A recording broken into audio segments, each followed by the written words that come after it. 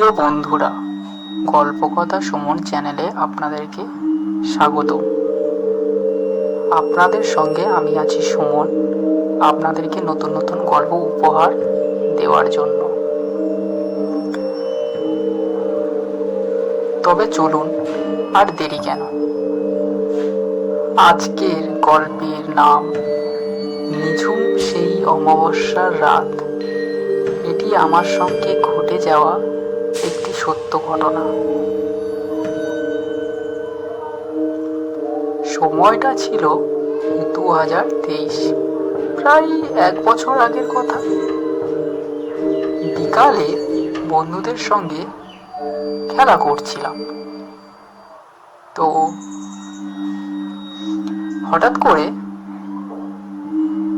খেলার শেষে বন্ধুটি আমাকে বলে উঠল, চল বন্ধু, একটু মেলা থেকে আমরা ঘুরে আসি। আমি জিজ্ঞাসা করলাম, কোথায় মেলা হচ্ছে? বলল, এই তো এই সামনে কিছুটা দূর, মানে 1 ঘন্টা মতো যেতে হবে, ওখানে একটা মেলা আছে। তো আমি না প্রথম করতে লাগলাম। তারপর এত জোরাজুরি করলো, আমি আর না বলতে পারলাম না। আর বন্ধুটাও তাই বলল যে তার বাইক নেই, আমার বাইক ছিল, তো সেই জন্য আমাকে বলল যে তোর বাইক তো আছে, ওই জন্য তোকে এত করে বললাম। তো আমি সেরকমই ভেবে তো আর না করতে পারলাম না। বললাম, এত করে বলছে যখন, যাই, গিয়ে ঘুরে আসি না হয়।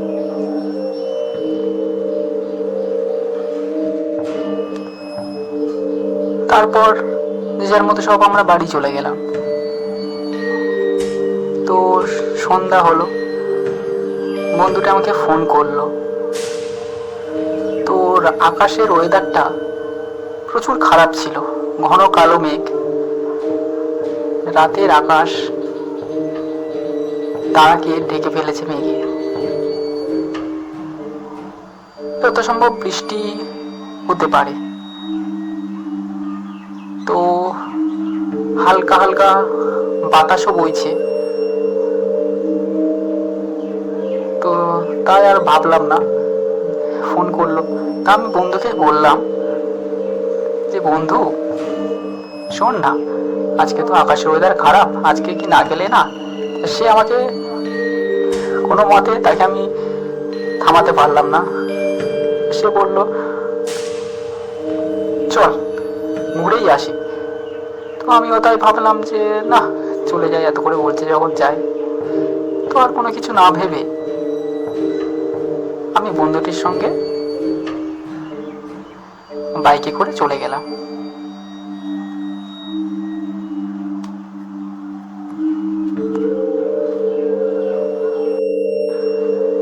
তো কিছুটা যাওয়ার পর রাস্তা থেকে যাওয়ার সময় একটা জিনিস দেখলাম, যে আজ অমাবস্যা।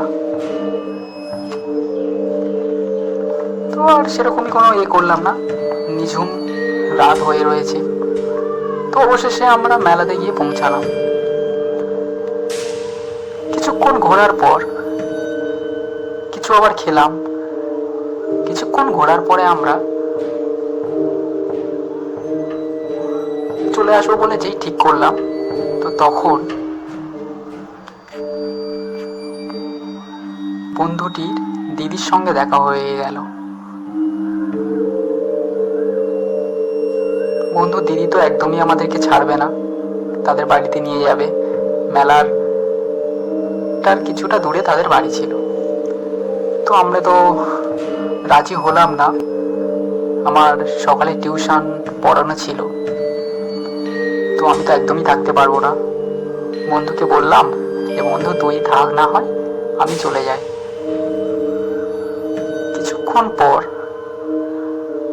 বন্ধুটির দিদির সঙ্গে দেখা হয়ে গেল।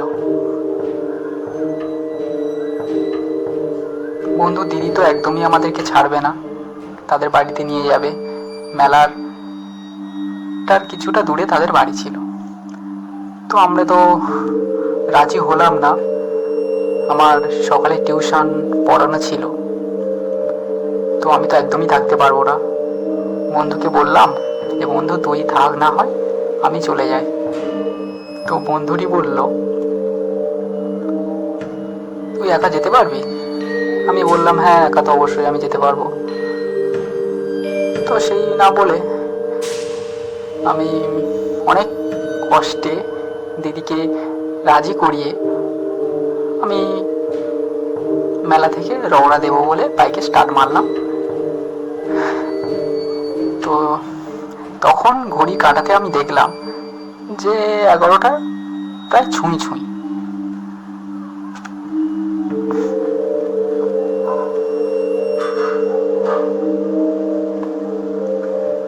তো তেমন কোনো রাত না, এই ভেবে বাইক নিয়ে বেরিয়ে পড়লাম। কিছুটা পথ আসার পর আমার কেমন যেন একটা ভয় লাগতে শুরু করলো। একটা যেন অন্যরকম ভয় ফিল করতে লাগলাম। রাস্তার পাশে শেয়াল কুকুরের ডাক কানে ভেসে আসছে। তো এইভাবে বেশ কিছুটা আসার পর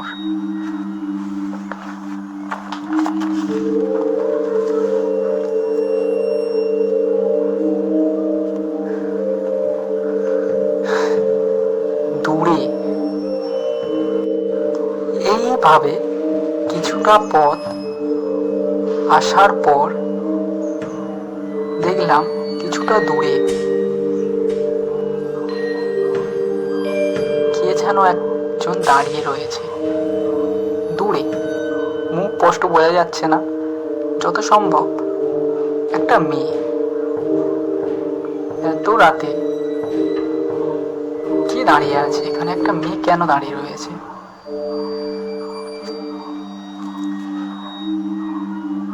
মেয়েটা হাত দেখিয়ে গাড়িটাকে দাঁড় করাতে চাইছে। তো আরো আমার ভয় লাগতে শুরু করলো।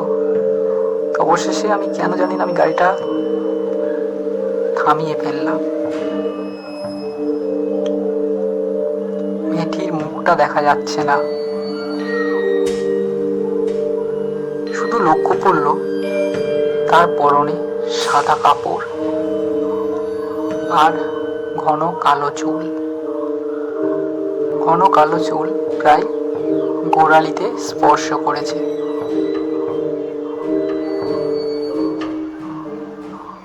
আমার কাছে মেয়েটি সাহায্য চাইল। কিছুটা সামনে তার বাড়ি, এই বলে আমাকে বলল যে কিছুটা দূরে তো আমার বাড়ি, আমাকে একটু কি সাহায্য করতে পারবে ওখানে? তো আমি কেন জানি না, আমি কোনো রকম পিছু না ভেবে গাড়িতে তাকে আমি বসতে বললাম। একটা অদ্ভুত শক্তি আকর্ষণ করছে আমাকে। কিছুটা দূরে যাওয়ার পরে আমি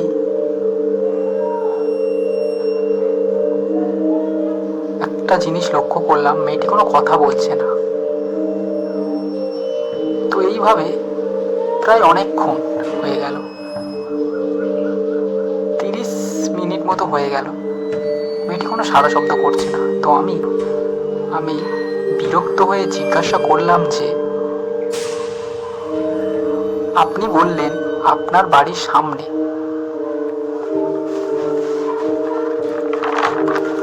মেয়েটি বিকট শব্দে বলল, এই তো সামনে। আমি আবার বিরক্ত হয়ে গেলাম। বললাম, তো আপনি তো সামনে সামনে বলছেন, কিন্তু জায়গাটার নাম কি?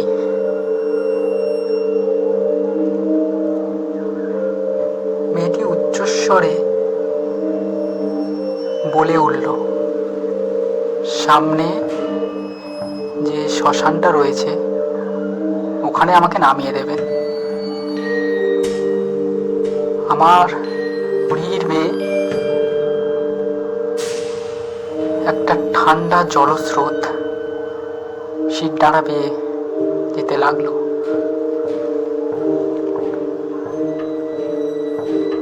কোনো রকমে গাড়িটা দাঁড় করালাম। পিছন ফিরে দেখতেই আমার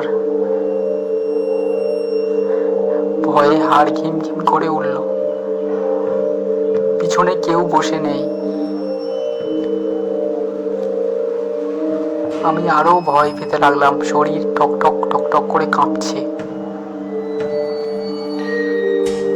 হাতে পায়ে বল নেই। কিছুটা পিছনে চোখ পড়তেই শ্মশানের পাশে একটা তেঁতুল গাছ ছিল। সেই তেঁতুল গাছ ভেবে মেয়েটি উপরে উঠে যাচ্ছে, আবার নামছে। এই দেখে কোনো রকমে বাইকে স্টার্ট মারার চেষ্টা করলাম আমি। বাইকে স্টার্ট উঠছে না। প্রায় 30 বার মারার পর, 30 থেকে 35 বার মারার পর গাড়িটি স্টার্ট উঠলো। কোনো রকমে আমি গাড়িটি দ্রুত চালিয়ে বাড়িতে ফিরে আসলাম। এসে দরজা ধাক্কাতে শুরু করলাম। মাকে ডাকলাম। মা কোনো রকমে অনেকক্ষণ ডাকার পরে মা দরজা খুলল। তখন ঘড়ির কাঁটা দেখতেই আমার চোখ কপালে উঠল। রাত 2:30 বাজে তখন। আমি ওসব কিছু না চিন্তা করে আমি ঘরেতে শুতে চলে গেলাম। ঘরের দরজা বন্ধ করে শুয়ে পড়লাম।